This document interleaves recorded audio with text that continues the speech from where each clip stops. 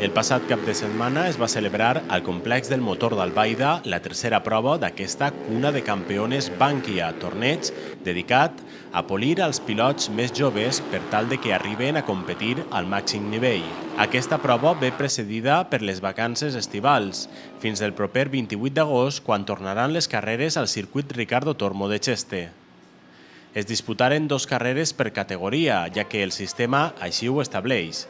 En la categoria de menys potència, minimotos, van ser Manuel González i Josito García els que repartiren les 2 victòries.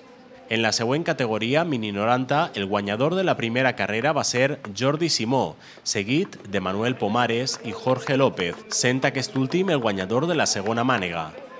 Joan Ubiña, que repetí el quart lloc en les 2 carreres, segueix líder del campionat, però amb tan sols un punt més que Jordi Simó. En MiniGP 140, David Martínez repetí victòria. Amb aquest resultat, Martínez entra de ple en la lluita per el títol, col·locant-se a només 4 punts del líder Polanco. Per acabar, i després d'aquestes 3 carreres que demostraren el potencial dels joves pilots, es disputà la categoria de més potència, la XL 160, en la que es va repetir el mateix podi en les 2 ocasions. El guanyador va ser Joan Mir, acompanyat en el caixó per Kevin Sánchez i Fernando López. Mir ha guanyat 5 de les 6 carreres disputades i és líder de la classificació general amb molta diferència dels seus perseguidors.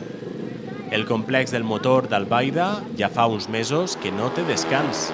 Karting, motociclisme, drifting, matinals i qualsevol tipus de competició del motor té cabuda a aquest circuit.